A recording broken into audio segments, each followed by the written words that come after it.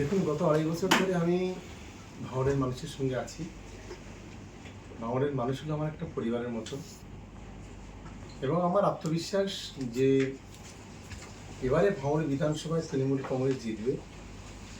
কারণ 5 বছর ধরে ভাঙড়টা একেবারে পিছিয়ে দিয়েছে এই নওশাদ সিদ্দিকীর মতো লোকেরা। কোনো উন্নয়ন নেই, যেটুকু উন্নয়ন হয়েছে তৃণমূল কংগ্রেসের দ্বারা হয়েছে।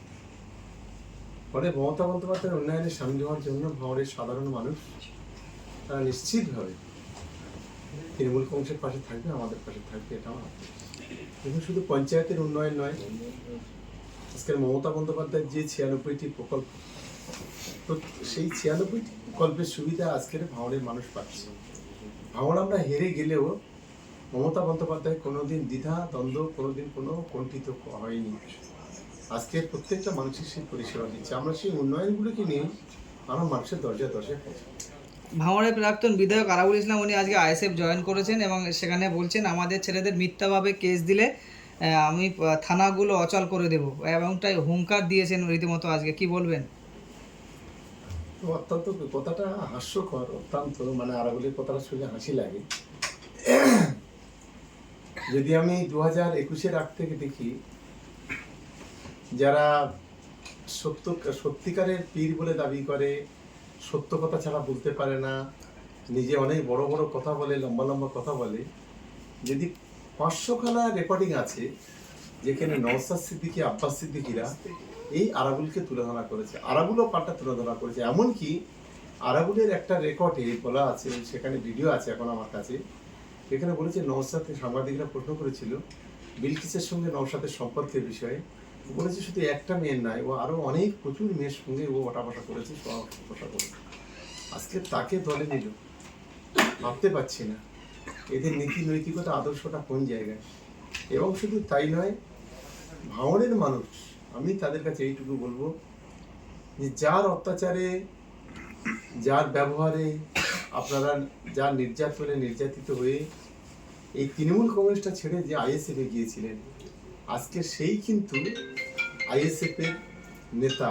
এখানে আইএসএফ এর যারা তথাকথিত নেতা, এই কারিমুল বলি, এই উসমান বলি, আমি দেখলাম ওইদুল বলি পিছন পিছন ঘুরঘুর করছে, এদের কোনো আর 4 পয়সা মূল্য নেই। তার মানে এখন যেন আইএসএফ এর নেতাটাই যেন ভাঙড়ে যেন আরাবুল। ফলে আমি এটাও ঠিক, যারা জলতলা লোক তারা জলতলায় থাকে, তার কিছুদিন হয়তো চেয়ারে বসে, একটু সামনের দিকে ওঠে, কিন্তু কোনো একটি সময় তারা যে তাদের লেভেলটা যে নিচে, সেটা আজকের অন্তত এই কারিমুলকে আর উসমানকে দেখে আমার কিন্তু হাসি লাগছিল যে এরা আরাবুলের পেছনে ঘুরঘুর করছে, যেন আরাবুল পুরো নেতা, আরাবুলের হাতে হাত দিচ্ছে, এদের কোনো 4 পয়সা দাম দেয় না। আমি তাই ভাঙড়ের সাধারণ মানুষের কাছে অনুরোধ করবো যে আগামী দিনে ভাঙড়ে গরিব মানুষের ঘর, আগামী দিনে ভাঙড়ের রাস্তাঘাট, পানীয় জল, বিদ্যুৎ, আজকে যুবসাথীর মতো প্রকল্প, লক্ষ্মীর ভান্ডার মতো প্রকল্প, এই ভূমিহীন যারা কৃষক, তাদের যে 4,000 টাকা, এই ধরনের যে কর্মসূচিগুলো আছে, সেগুলো আগামী দিনে আরো ত্বরান্বিত করতে এবং প্রত্যেকটা গরিব মানুষের মাথায় ছাদ দিতে তৃণমূল কংগ্রেসের পাশে থাকা উচিত বলে আমি সকলের কাছে মনে করি। আরাবুল ইসলাম ক্যানিং পূর্বে দাঁড়ানোর ইচ্ছা প্রকাশ করেছেন এবং আমার যতটুকু জানতে পারছি এখান থেকে ওনাকে আইএসএফরা দাঁড় করাবে। কি ভাবছেন, কতটা? ওয়েলকাম, আমি ওয়েলকাম জানাচ্ছি। তার মানে হুজুরও চিত হয়ে সবার ইচ্ছা হয়, চলে আসুন না, কোনো অসুবিধে নেই। ক্যানিং পূর্বের ও যদি এসে দাঁড়ায়, আমাদের প্রার্থীও কোনো প্রচার করবে না, আমিও কোনো প্রচার করবো না। আমাদের বাচ্চা বাচ্চা ছেলেরা রাজনৈতিকভাবে ওকে এমন শিক্ষা দেবে, গণতান্ত্রিকভাবে এমন শিক্ষা দেবে, আগামী 20 বছর ও রাজনীতির দিকে আর ভোটের দিকে অন্তত টাকা দেবে, এটাই অন্তত মনে করি। যে ভাঙড়ের যে সমস্ত অঞ্চলে আবাস যোজনার টাকা আটকে ছিল সেটাকে ছেড়ে দেওয়ার কথা আপনি গতকালই বলেছিলেন, এটা কি আপনাদের আরো লাভবান হবে? আজকে কিছু লোকের টাকা ঢুকেছে।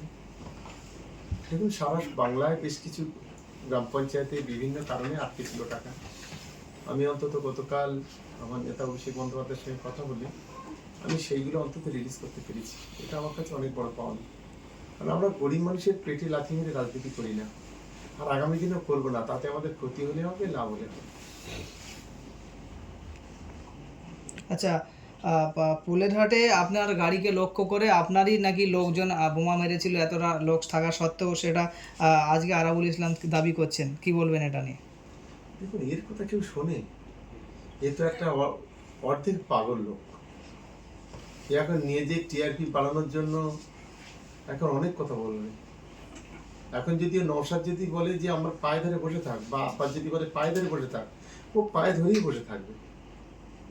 এর সম্পর্কে আমার জানতে খুব বেশি বাকি নেই। মানে এরা পাগল ছাগল অনেক কথা, অনেকজন অনেক কথা বলবে, এসব কথার গুরুত্বই আমরা দিই না। আর এদের কথা নিয়ে উত্তর দিতে গেলে তাহলে আমার মনে হয় নিজের ইমেজটাই নষ্ট হয়ে যাবে। আমরা দেখছি যে অভয়া বা তিলোত্তমা আরজিকর কাণ্ডের তার মা বিজেপিতে দাঁড়ানোর কথাবার্তা আসছে, কি বলবেন একটা এটা নিয়ে? ঝোলা থেকে বেরটা বেরিয়েই পড়লো অবশেষ। কোনো সন্তানহারা মা, আমরা তাকে সম্মান করি, কিন্তু তিলোত্তমার মা জননীকে বলবো যে এতদিনের যে লড়াইটা, যে লড়াইকে আমরা সমর্থন করে আসছিলাম, কিন্তু আজকের ক্যান্ডিডেট হওয়ার পর বাংলার মানুষ বুঝলো এই খেলাটা সম্পূর্ণ বিজেপিরই ছিল, এবং সেই বিজেপির পাতা ফাঁদে ফেলে রাখা জুতোতে পাগলিয়ে দিলেন এই অভয়ার মা। ফলে এই লড়াইয়ের সন্তানের চাইতে আমার মনে হয় এই অভয়ার মার, এই মা জননীর বোধহয় পথটা সবচাইতে বড় বলে অন্তত আমার মনে হয়। দাদা, শুভেন্দু অধিকারী বলছেন ভবানীপুরে 25,000 ভোটে জিতবো এবং মমতা ব্যানার্জি বাড়ির পাশে গিয়ে গিয়ে আমি ভোট প্রচার করব, কি বলবেন এটা নিয়ে? সে অবশ্যই তো যেতেই পারে। ভোটের জন্য হয়তো মমতা বন্দ্যোপাধ্যায়কে পায়ে ধরতে পারি, বাড়ির আশেপাশে না ঘুরিয়ে ওকে আমি একটা পরামর্শ দেব, সোজাকে মমতা বন্দ্যোপাধ্যায়ের পায়ে পড়ে যান। পায়ে পড়তে হবে, আজ না হলে কাল। হয়তো ভোটের আগে এ কথা বলছে, কিন্তু ভোটের পরে পায়ে পড়তে হবে, এছাড়া কোনো দ্বিতীয় কোনো রাস্তা নেই। এবং ভবানীপুরে মমতা বন্দ্যোপাধ্যায় জিতবে, এখানে আটকাবার ক্ষমতা শুভেন্দু অধিকারী নেই, এটা ওকে মনে রাখা উচিত। শুধু নন বেঙ্গলি ভেবে মনে করছে যে ভোটটা শুভেন্দুকে দিয়ে দেবে। ওর অ্যাটিচিউড, ওর ব্যবহার, ওর কালচার, ওর চলাফেরা সব মিলিয়ে কিন্তু অত্যন্ত বাজে, যার কারণে মানুষকে ভোট দেবে না, গোয়া রাখবে। আমরা দেখেছিলাম মাসখানেক আগে হুমায়ুন কবির দল ঘোষণা করেছিলেন, উনি আজকে একটা ভিডিও বার্তায় বলেছেন, যদিও জোট হয়নি তাদের সাথে, বলছে নওশাদ এবং অদিরকে বিধানসভায় পাঠানোর ব্যবস্থা করব, কি বলবেন? এর কিছু নেই, নিজে দু জায়গায় হারবে, নিজেই দু জায়গায় হারবে। আমি আজকে বলে রাখছি, অন ক্যামেরা বলে যাচ্ছি। আর ভাঙড়ের লোকটা কোথায়? ওর লোক যে একজন কোথায় যুব সমিতি ছিল, সে তো আরো রিপ্রেজেন্ট করছে, এটাও দেখলাম আমি। ফাঁকা কলসির আওয়াজ বেশি, এটা তো খুব স্বাভাবিক। একটা এমন একটা লোক, এটা যার কোনো অস্তিত্ব আগামী দিনে থাকবে না, মুছে যাবে বাংলা থেকে। ক্যানিং পূর্বে যে সমস্ত আপনার দলীয় কর্মী সমর্থকরা, যাদের একটা আক্ষেপ ছিল আপনি এখান থেকে ভাঙড়ে দাঁড়াচ্ছিলেন, তাদের একটা কষ্টের জায়গা, সেখান থেকে তাদের মানভঞ্জনের কতটা মানে জায়গা পৌঁছেছে, কি বলবেন? দেখুন, ক্যানিং পূর্ব হলো আমার পরিবার। সেই পরিবারের সদস্যদের জন্য কোথাও পরিবারজনের গার্জেনের যখন অসুবিধা হয়, তাদের স্বাভাবিক কারণে গায়ে লাগে।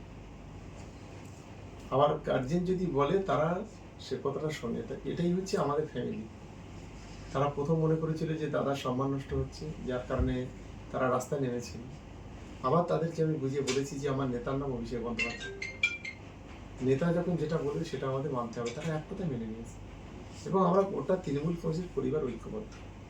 ঈদ উপলক্ষে সাধারণ মানুষদের কি বার্তা দেবেন? সবাইয়ের প্রতি আমাদের শুভেচ্ছা ভালোবাসা রইল। সকলের কাছে একটা বলবো যে আজ বাংলায় আমরা সাম্প্রদায়িক সম্প্রীতির ধারকা বাহক, কিন্তু আজকে যেভাবে দাঙ্গাবাজ বিজেপি যেভাবে দাঁতনখ বের করে এগিয়ে আসছে, তাকে রুখতে গেলে বাংলার সর্বধর্মের মানুষকে ঐক্যবদ্ধ হতে হবে, এবং জাতি ধর্ম বর্ণ নির্বিশেষে মমতা বন্দ্যোপাধ্যায়, অভিষেক বন্দ্যোপাধ্যায়ের পাশে থাকতে হবে। তবেই কিন্তু একে রোকা যাবে। এটা আজকের এই পবিত্র রমজান মাসে সামনে ঈদকে সামনে রেখে আমি এই কথাটাই সকলের কাছে অনুরোধ এবং আবেদন করি।